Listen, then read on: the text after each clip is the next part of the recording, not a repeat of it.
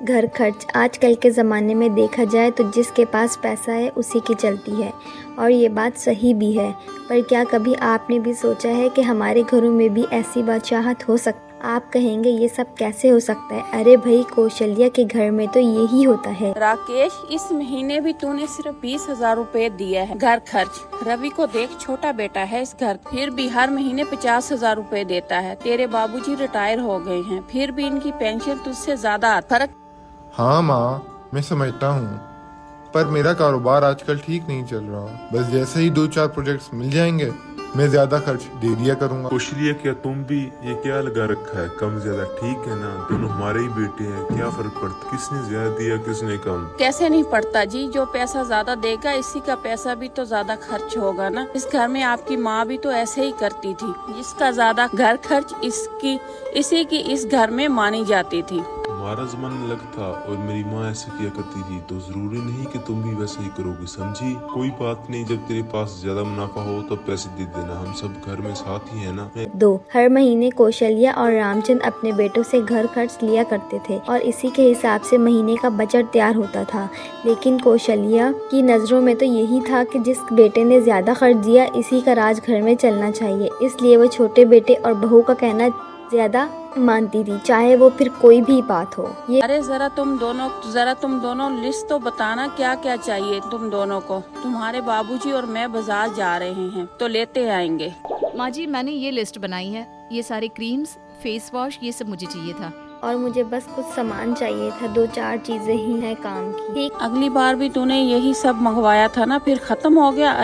अरे इतनी महंगाई में ये सब पाउडर लाली तू क्या करेगी? ये सब मैं अगली बार ले आऊंगी, ठीक है? और मैं ऐसे भी इस बार राकेश के पैसे तो बिल भरने में ही चले गए। ठीक है माँ जी, तो मेरी भी कुछ ही चीजें लेकर आइएगा, कोई बात नहीं। नहीं ले आऊंगी ना तेरी सारी चीजें, अरे सब ले आऊंगी। रवि इतने पैसे देता है घर में, इसकी बीवी की 1-2 चीज भी नहीं ला सकती क्या मैं? क्या सोचेगा वो? अरे मैं ले आऊंगी। बहू, यहाँ लाओ, मैं लेकर आता हूँ तेरी सारी चीजें।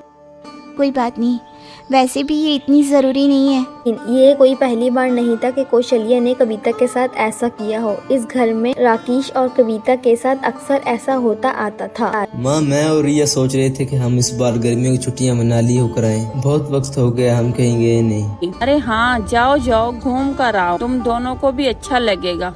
तब बहू, तुम दोनों भी कहीं आसपास घूम कर रहो, तुम दोनों कहीं गए नहीं इतने दिनों से। रिया और रवि तो फिर भी कई बार जाते रहते हैं, जाओ तुम दोनों भी कहीं घूम कर आओ। अरे आप देख रहे हैं, पहले ही राकेश घर में 20,000 देता है, अगर घूमने चले गए तो दोनों अगले महीने ये भी नहीं देगा। नहीं, कहीं जाने की जरूरत नहीं है, रिया और रवि को जाने दो। अरे वो तो बाद की बात है राकेश, पहले तो घर खर्च का तो बंदोबस्त कर ले। देख रहा है रवि को तुझसे छोटा है, फिर भी कितना अच्छा कमा रहा है। अरे तू भी ये व्यापार छोड़कर कोई नौकरी कर ले। कुछ दिन नौकरी में तो हम दूसरों के लिए काम करते हैं, व्यापार में आज मुनाफा नहीं, पर एक दिन देखना राकेश जरूर सबको हैरान कर देगा। हाँ, तब तक पता नहीं मैं जिंदा रहूंगी या नहीं। हमारा कुछ नहीं हो सकता सच में, तुम्हें पैसों के आगे कुछ भी नहीं दिखता।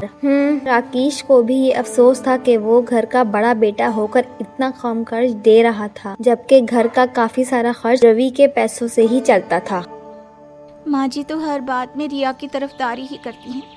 मैं अगर कुछ सही भी कह दूं, उसे नजरअंदाज किया जाता है। ये सब मेरी ही वजह से हो रहा है। रवि हमेशा से मुझसे आगे रहा है। आज देखा जाए तो घर का ज्यादा खर्च रवि के पैसों से ही चलता है। यही चल रहा है।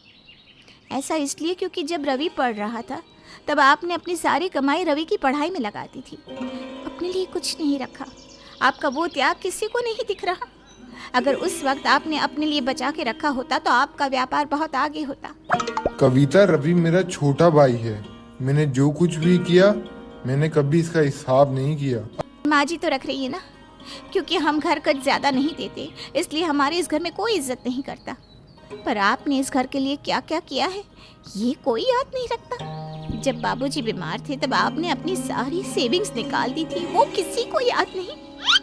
क्योंकि सबको जानना जरूरी है कि आपने अपने बारे में ना सोचकर सबके बारे में सोचा है।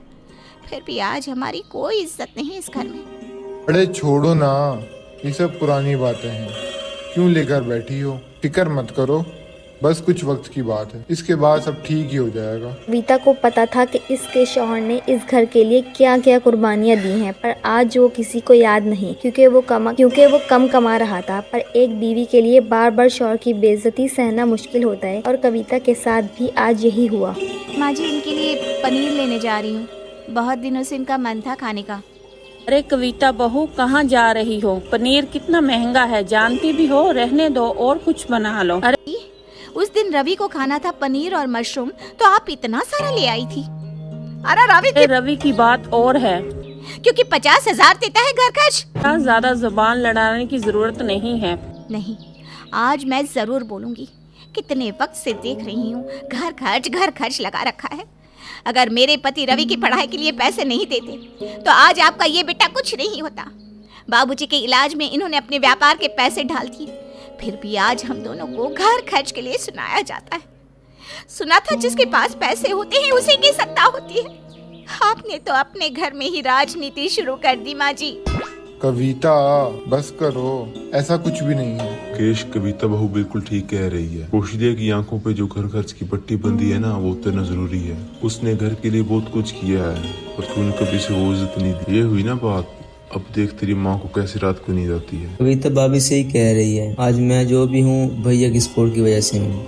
ये सब तो मेरा फर्ज था। आप पर तेरे इस फर्ज को मैंने कभी नहीं सराहा। मुझे माफ कर दे बेटा, मैं अपनी सास की तरह बन गई थी। मुझे और तेरे बाबूजी को भी कभी वो इज्जत नहीं मिली जो मेरे देवर देवरानी को मिलती थी, और मैंने भी यही तुम्हारे साथ कर दी, जबकि मुझे इस बात से सबक लेना चाहिए था। क्या आप भी चुप रहे? माफी मांगते वक्त माँ और बाप के लिए एक तोहफा है। अपना हाथ आगे कीजिए, ये लीजिए 1 लाख रुपए। मेरे सारे प्रोजेक्ट्स पास हो गए हैं, अब हम सब साथ घूमने चलेंगे। इसे वो इज्जत नहीं दी। ये हुई ना बात। अब देख तेरी माँ को कैसे रात को नींद आती है।